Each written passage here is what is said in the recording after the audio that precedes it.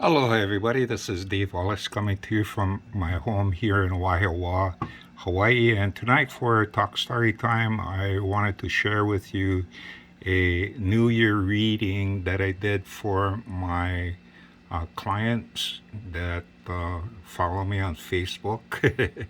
Okay, and if you want to check out my Facebook page, it's called Inspired Tarot Readings.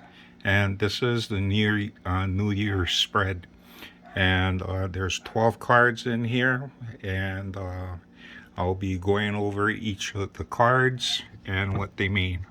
Okay, the first card right here is the Eight of Pentacles, and as you see, you have a workman, as a craftsman that's working away, busy trying to master something. Okay, and this card represents it's a summary of last year. And last year in 2021, because of the pandemic, many of us were closed up in our home, and we couldn't do much. So some of us decided to focus on schooling. For me, I took a bunch of classes, okay, to improve my skills and hone my skills. And you're looking at one of the classes that I took is to increase my knowledge on the tarot cards. Okay, so in summary, the Eight of Pentacles talks about us developing skills and mastering our crafts, and that's what we spent last year. So last year was working on ourselves and becoming better at the things that we do. The second one is Queen of Cups, and this layout stuff the Queen of Cups talk about the lessons that we learned from last year. And last year was very trying, and a lot of people, because you were pent up and facing the walls and a lot of closures, there was a lot of sadness going around, anxiety going around. And the thing that we learned is to cherish people that were loyal to us, okay? And be sympathetic to the people that you love. So that seems to be the most important lesson that we learned last year in 2021. Okay, moving over to the next card, the Queen of Wands represent our hopes and goals for the new year. And the Queen of Wands, if you take a look at it, it's a very optimistic and very full of energy and courageous and determined. And she has a fiery passion, okay, for the things that she do. So this year we want to turn things around, and after being cooped up all this time and stuff and finally getting some freedom, we want to exert ourselves confidently and have optimism. So those are the goals that we're looking at. Okay. Now, motivation for a lot of these goals. The page of the Page of Cups actually is considered a very immature card, and this is a person that is pretty immature. So the motivation for a immature person would be you're doing things to get attention, attract love or care or affection. So that may be a motivation for us going out. And again, and stuff, emerging from where we were last year, and hopefully things open up more socially.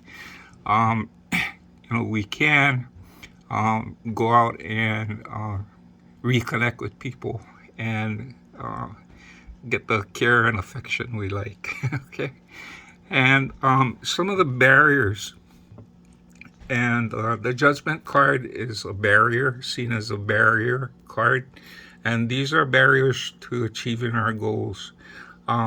This card, like it says, Judgment, sometimes we are our worst judge, and we have a tendency to judge ourselves harshly and lacking confidence, and um, so we can be our worst enemy actually. So this may be a barrier. So something to be aware of. Okay. Now the next card, which is the Six of Cups, is talking about our relationships and emotions. And the Six of Cups right here is a card for perseverance. Okay. Yes, there will be struggles, and things may not be smooth going all the time, but you need to work on things. Okay. So, and it's really important for this coming year that we remember the important people in our lives who stood with us when times were rough. Okay. Now this next one is a really interesting card because this is career and finances. And when you have the Fool here, it's a very, very good sign. It's a very good card for this particular draw. And for the Fool, any type of new projects that you're going to be entering, or new work opportunities, anything that you try will pay off. Okay. And in fact, there's big opportunities in money and career and advancement. Okay. So the Fool is unafraid, filled with optimism, and ready to charge. So that's what we need to do to remember in our careers and finances. Okay, health-wise is the next one, the King of Wands. Anytime you see, not a king, a knight, sorry. Anytime you see a knight, the knight is full of energy, very, very athletic. And for this one, the Knight of Wands is a person that is full of energy, very enthusiastic, and like to charge out and get things done. Note of caution, though, is kind of slow down and take care and don't push things too much. All right. So it look like it's going to be a healthy year. Okay. The next card is has to do with spiritual energy and inner wellness, and this card, when I researched this card kind of like rules the border between two worlds: the world that you can see and the world that is unseen. And so in spiritual development, the areas that you're going to be working on is manifesting things from the spirit world into the physical, and vice versa. So working on manifesting things is something that you need to learn this year. And this coming year is all about goal setting and trying to bring back, hopefully return to normalcy. So this would be a good thing. Think of the reality that you want to shape, and take steps to create it. And that's what this card is telling you.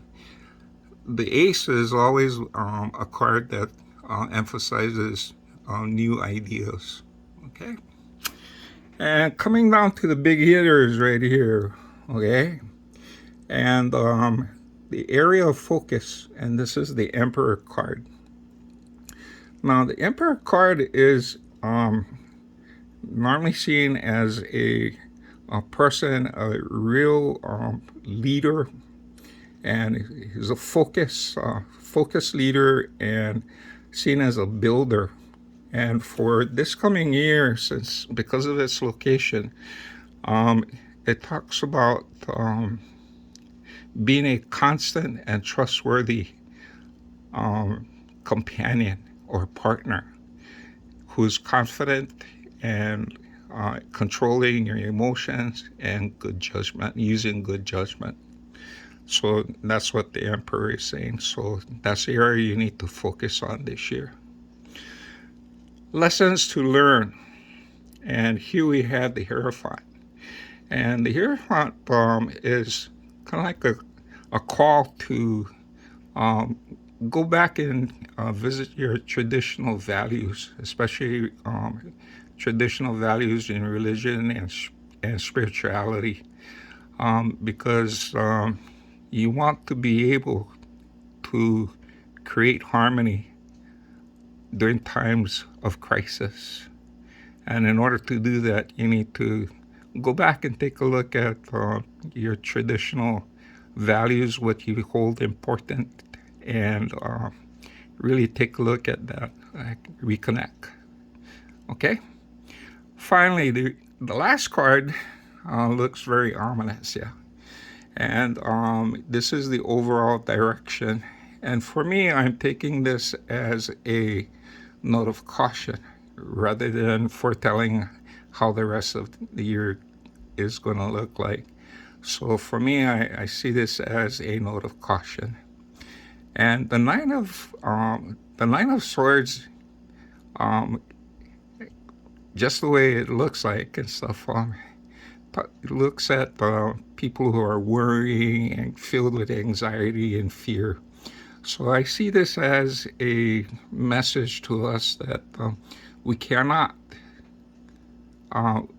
stress and worry too much. Excessive worrying, fear, depression, and anxiety will take away from all of the progress, all of the great things that can happen to us this year. So when we feel anxious, when we start worrying and we start fearing and stuff, we need to learn how to push it aside and look and emphasize the positive. And so that's what I see this as being. Okay? So altogether, I see this year, 2022, as a change in momentum. Thank goodness. And hopefully we can have a much better year than this past year. Okay. And if you have any questions, if you want to have a personal reading, this one was a general one that I did for my group, and some people in the group really like this, and it's already helping them. Okay. So this is the New Year read, and this is something that I hope it helps you. Anyway, this is Dave Wallace from Waihoa, Hawaii, wishing you folks a very happy New Year and a prosperous one, and take care, and aloha.